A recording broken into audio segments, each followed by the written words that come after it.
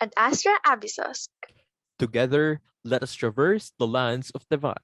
I am Ray. And I am Z. Welcome to our podcast, where we discuss all things Genshin Impact. Today, we will deliver to you some important remarks from the Genshin Impact 2.0 livestream. Tune in as we cover the latest and greatest from the game.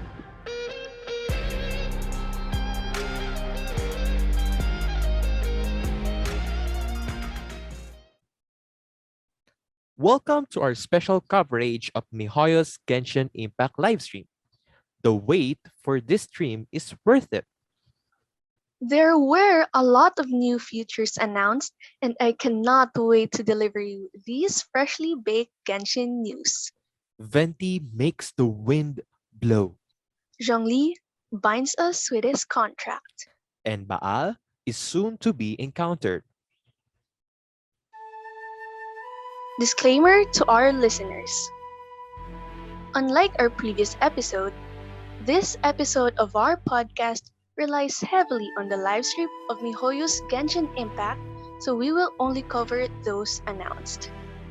There are no other formal sources of information that will be included in this episode.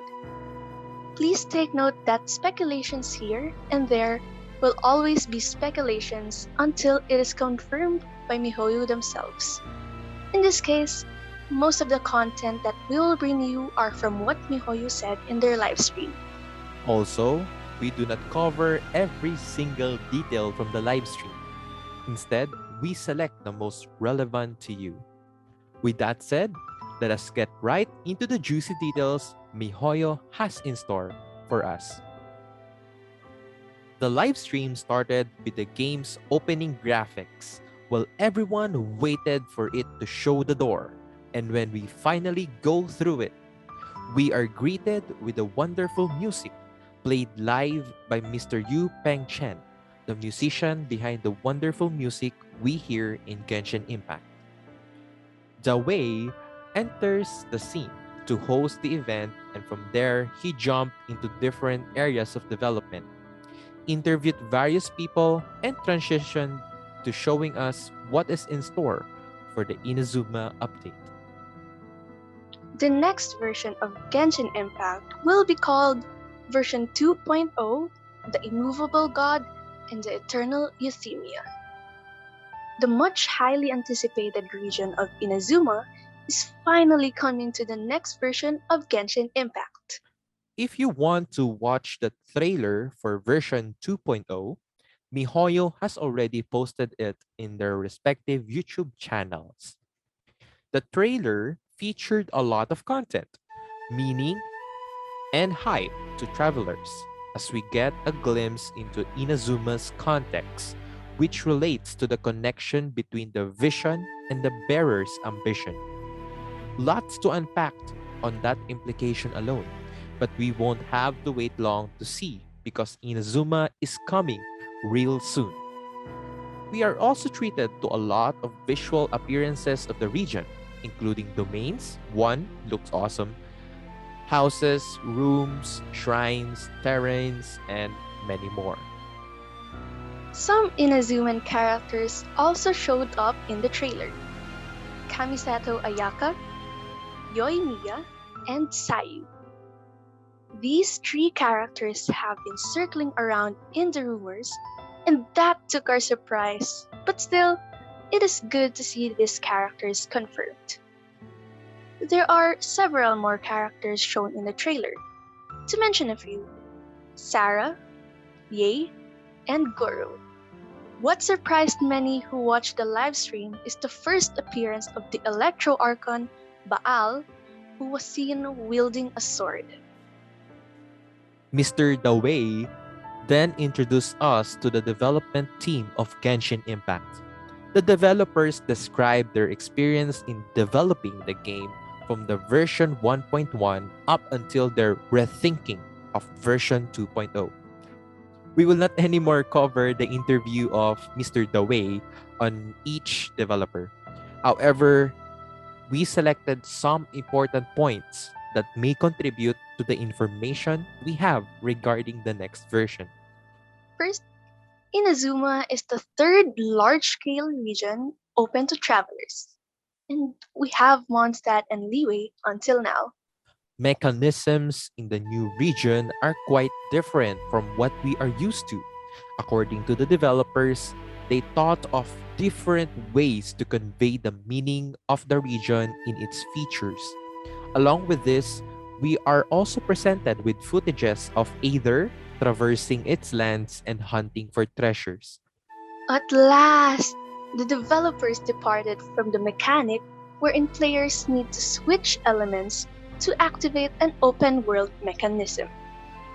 According to them, in the new region of Genshin Impact, it will be up to us travelers to figure out the puzzles when we figure out how to use that mechanism. Inazuma consists of 6 different islands. A location called Komore Tea House was featured in the live stream. Zhao Lu Hao, one of the head developers of Genshin Impact, illustrated their inspiration on this place in the Inazuma region. In a nutshell, though, players will be awe-inspired by the design that takes advantage of lights and shadows. The developers made the region based on three aspects: history, culture, and geography. There will be a group of persons in Inazuma called commissions. They resemble different agencies of the government. The Tenryu Commission is responsible for managing security and military affairs. They enforce the Vision Hunt Decree. Second commission is the Kanju Commission, which is responsible for managing finance and customs. Lastly, the Yashiro Commission oversees managing shrines, festivals, and cultural events. Of course, Inazuma's environment, both terrain and vegetation, expresses its element electro, through which we will dominantly see little bolts and lightning scattered and illuminating our path. Mr. Dawei mentions a popular joke among the community: Genshin Impact's ongoing drama series, Waiting for Ayaka. Well, the joke ends soon because Ayaka will be the first banner in the next version. Hooray! Speaking of banners, following Ayaka's banner would be Yoimiya and Sayu. Zhao Liu Hao also treated us with a sneak peek of the upcoming characters in Inazuma. To name a few, we have the Raiden Shogun, which is Baal. We also have Toma, Kujo Sara, Sangonomiya Kokomi, Goro, and Ye Miko. If I mistakenly pronounce some of the names, please forgive me. Sisi, a developer who specializes on the environment art, described how Inazuma is heavily inspired by Japanese art style, culture, and literature.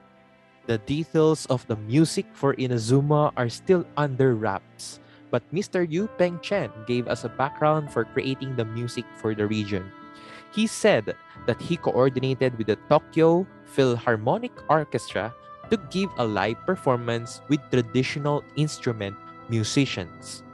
Here are the following events that will occur in version 2.0. Two new upcoming events are added in this version. The main highlight will be the Thunder Sojourn event, as one can redeem a free exclusive character, Beidou.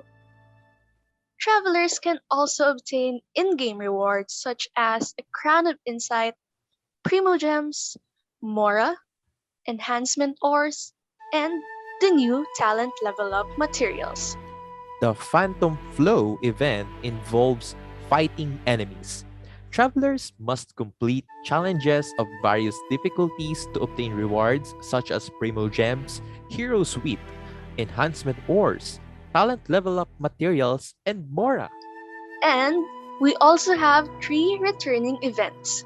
Remember Theater Mechanicus? The popular tower defense game from Liyue that was previously added on version 1.3? Well, good news, fellow travelers. It will be available again, but it can now be played in the new region, Inazuma. It was stated though that there are a few modifications. So get ready for this fun and challenging minigame. Also, the Lost Riches event will make its comeback in the next version.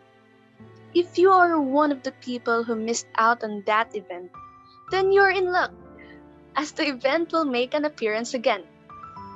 Once you've gathered enough treasures, you can trade them for Mora, Primogems, and enhancement ores. And travelers may get an exclusive pet mini Sealy. But you may only choose one out of 4 Sealies. And by the way, it features a new purple Sealy called Viola. Lastly, the Leyline Overflow will be having its rerun. Finally, I was waiting for this event.